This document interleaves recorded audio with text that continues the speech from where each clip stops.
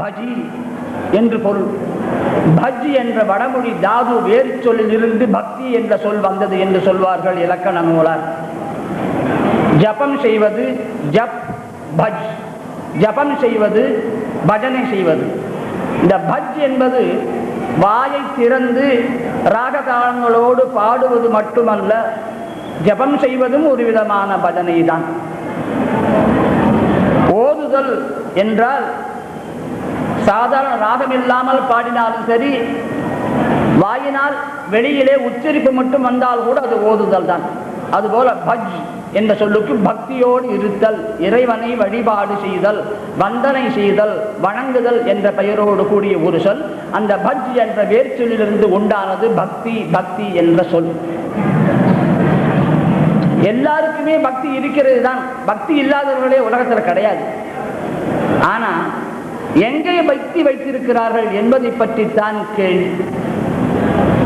சிலர் வீட்டில் மேல் வைத்திருப்பார்கள், சிலர் பொருளின் மேல் வைத்திருப்பார்கள், சிலர் புகழின் மேல் வைத்திருப்பார்கள், சிலர் தன்னுடைய சரீரத்தின் மேல் வைத்திருப்பார்கள், சிலர் தனக்கு சம்பந்தமாக உடைய மனைவி, மக்கள், பேரன், பெயர்த்தி இவர்கள் பேரிலே வைத்திருப்பார்கள். எல்லாம் ஒரு விதமான அன்பும் பற்றும் தான் அதற்கு காரணம். ஆனால் பெரியோர்கள் இறைவனிடத்தில் நாம் செய்யப்படக்கூடிய பக்தியானது பராபக்தியாக இருக்க வேண்டும் என்று சொல்லியிருக்கிறார். அது என்ன பராபக்தி என்றால், ஆத்மைவ ரக்தி ரேவ பக்தி என்று பக்திக்கு வியாக்கியானம். எவன் ஒருவன் தன்னுடைய சொந்த ஆத்மாவினுடைய முன்னேற்றத்திலே அக்கறை காண்பிக்கிறானோ, அதற்கான காரியங்களிலே ஈடுபடுகிறானோ, அதுதான் பக்தி, உண்மையான பக்தி என்று சொல்லியிருக்கிறார்கள். திருப்புகழ் அன்பர்கள் அனைவரும் அந்த சொந்த ஆத்மாவினுடைய முன்னேற்றத்திற்காக பாடுபடுகின்ற பக்தியிலே இறங்கி திளைத்து கடமைகளை எல்லாம் ஆற்றிக்கொண்டிருக்கிற காரணத்தினால்தான், அதற்கு ஒரு சரியான ஒரு குருஜி கிடைத்திருப்பதால் தான் இவ்வளவு பெரிய ஒரு பெருங்கூட்டம், பக்தர்கள் கூட்டம், அன்பர்கள் கூட்டம் இப்பொழுது இங்கே திகழ்வதற்கு காரணமாக அமைந்திருக்கிறது என்று சொன்னால் அது மிகையாகாது. பக்தி என்பது ஆத்மாவினிடத்திலே இருக்க வேண்டும். ஆத்மாவினிடத்தில், ஆத்மான்னு சொன்னா ஆத்மாங்கிற சொல்லுக்கு தேகம்னு கூட ஒரு அர்த்தம் உண்டு, இடத்துக்கு ஏற்ப அர்த்தம் பண்ணணும். ஆத்மா என்று சொன்னால் சாதாரணமாக ஜீவாத்ம நிலையிலே இருக்கக்கூடிய ஒவ்வொரு மனுஷ சரீரத்துக்குள்ளே இருக்கக்கூடிய அந்த பரமாணுவாக இருக்கக்கூடிய அணோரணியானாக இருக்கக்கூடிய அந்த வஸ்துவை பற்றி, அந்த வஸ்துவை முன்னேற்றத்திலே செலுத்துவதற்காக செய்யப்படக்கூடிய கிரியைகள், அதுதான் பக்தி என்று சொல்லப்பட வேண்டும். ஹெட்டியினுடைய கடைசி முடிவு என்னவென்றால், இவையெல்லாம் அருணகிரிநாதர் வாக்கிலே இருக்கின்றன. பக்தி, இசை, லயம், மனோலயம் இத்தனை இருக்கிறது அருணகிரிநாதர் வாக்கிலே என்று நாம் பார்க்க வேண்டும். பல அன்பர்கள் பேசினார்கள், எவ்வளவோ கருத்துக்களை எல்லாம் எடுத்து சொன்னார்கள். எனக்கு சில மணித்துளிகள் தான் கொடுக்கப்பட்டிருக்கின்றன, சுருக்கமாக சொல்ல விழுகிறேன். பக்தியை எனக்கருளி முக்தியை அளித்து வளர் பச்சை மயில் உற்று வரவே ஏனு. அருணகிரிநாதர் முக்தி அடைய வேண்டும் என்ற ஆசையை கொண்டிருந்தார். அதற்காக அவர் கேட்டது, முருகா உன் திருவடியிலே பாதார விந்தத்திலே பக்தியை எனக்கு கொடு என்று கேட்பான். பக்தியை எனக்கு அருளி முக்தியை அளித்து வளர் பச்சை மயில் உற்று வர வேண்டும் என்று கேட்டுக்கொண்டார். ஆண்டவனே, எனக்கு மனம் மனம் என்று ஒன்று இருக்கிறது ஒன்று என்று உனக்கு நன்றாக தெரியும். அது கடல் அலைபோல் சதா சர்வ காலமும் அலைந்து கொண்டே பொங்கிக் கொண்டே அடங்கிக் கொண்டே பொங்கி அடங்கி பொங்கி அடங்கி இப்படியே செய்து கொண்டு இருக்கிறது.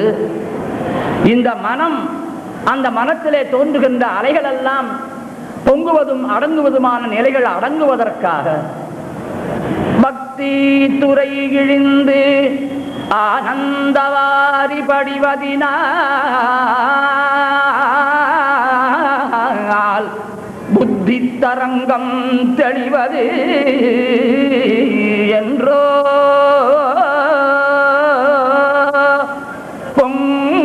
பொங்குவெங்குருதி மெத்தி குதிகொள்ள வெஞ்சூரனை விட்ட சுட்டியிலே குத்தி தரங்கொண்டு அமராவதி கொண்ட கொற்றவனே புத்தி தரங்கம் தெளிவது என்றோ.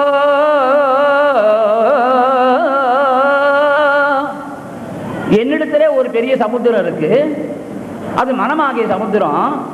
அதுல அலைகள் நிரம்ப இருக்கு, அலைகள் பொங்கி வழிந்து கொண்டு அடங்கி கொண்டு இருக்கின்றன.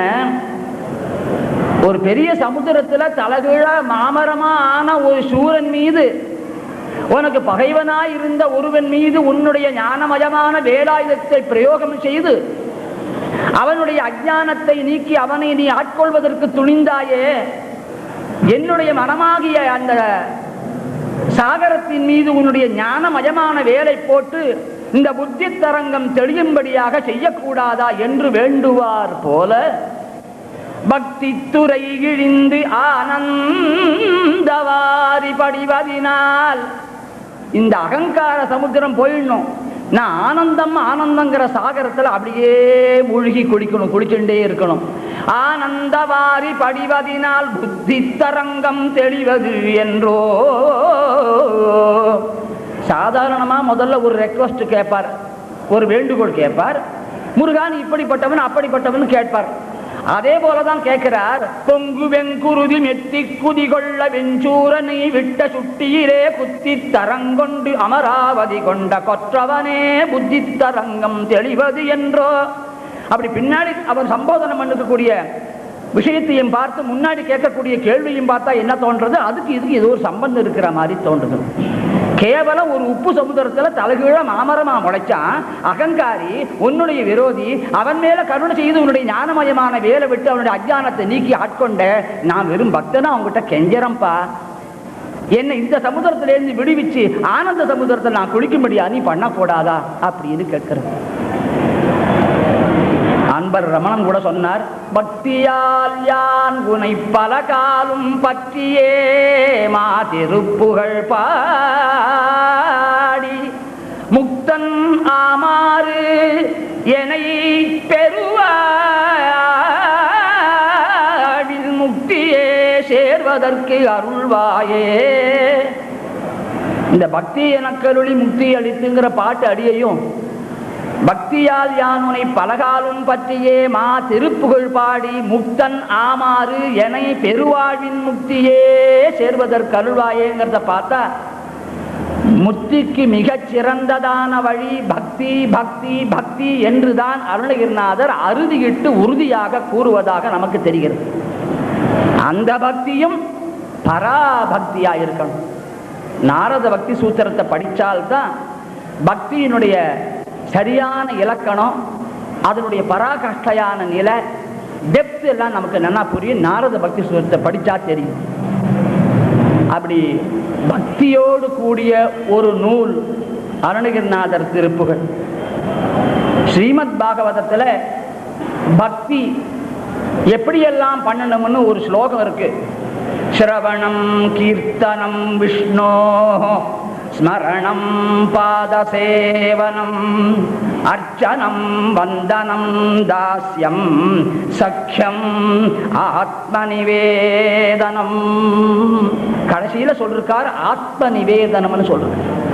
தன்னையே அப்படியே அர்ப்பணிச்சுக்கிறது. வள்ளி கல்யாணத்துல வள்ளியம்மையானவள் கடைசி நிலையில தன்னையே பகவானுக்கு அர்ப்பணம் பண்ணிட்டு ஆத்ம நிவேதனம் பண்ண பிற்பாடுதான் வள்ளி திருமணமானது நடக்கிறதுன்னு வள்ளிமன சாமிகள் சொல்லி இருக்க.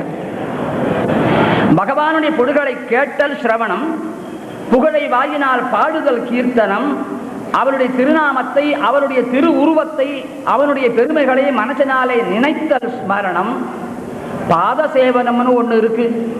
பகவான் எங்கேயானு கிடைப்பாரா, அவர் காலை நமக்கு காட்டுவாரான்னு சொன்னா என்ன பண்ண முடியும்? குருக்கள் வாயிலாக நம்ம கோயிலுக்கு போய் பாதத்துல அர்ச்சனை பண்ணலாம், பாதத்துல பாலால நன்னா அபிஷேகம் பண்ணலாம். அப்படி